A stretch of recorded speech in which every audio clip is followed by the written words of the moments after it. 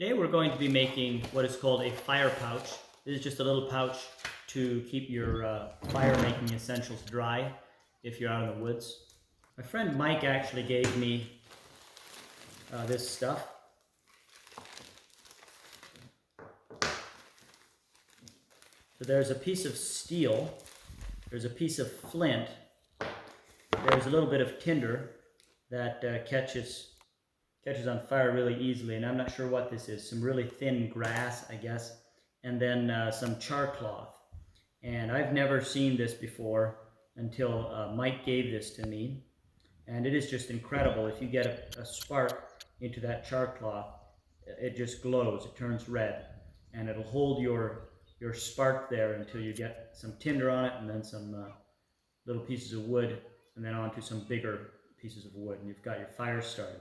The leather we're using today is 5/6 ounce Crazy Horse leather, and this particular side is a little darker than most of the sides I've seen that I use, but it'll be just perfect for our project today. It's got a nice oily supple feel to it. It's a little bit stiffer, so it'll hold its shape fairly decently for this bag.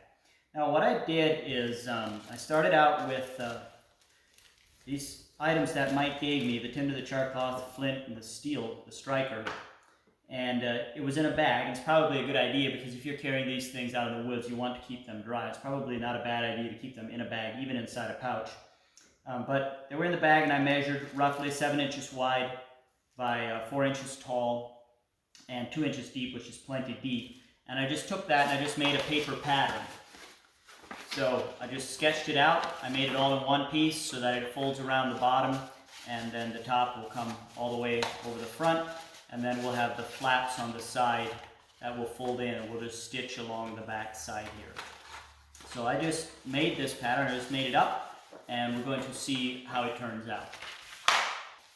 My idea for a closer is just to use a buckle and a strap. And I think what I'm going to do is put the buckle on the flat portion as opposed to the bottom portion. And then the strap, which will be a bit lighter, won't fall down as much. If you have a buckle on the bottom portion, it'll always be falling away. You can never get it and bring it up to where you need it. So that's how we're going to close it.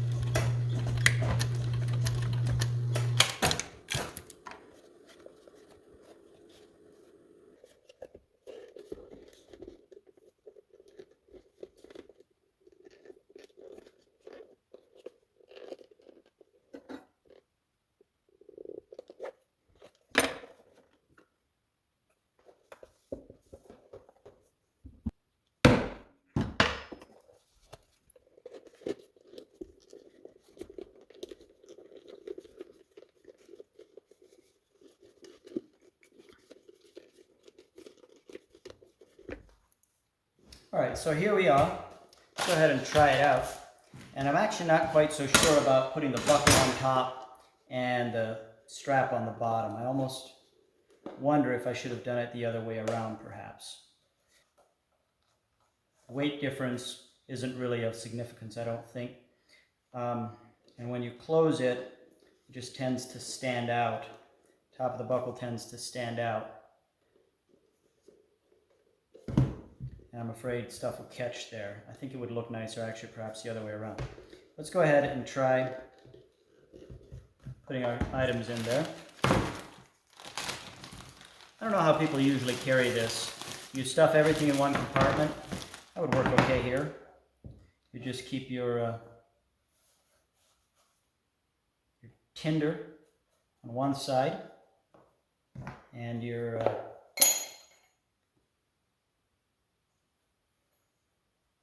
steel and your flint on the other side, and your charcloth in there somewhere.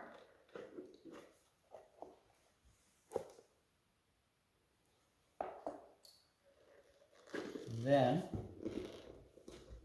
let's see how this would work.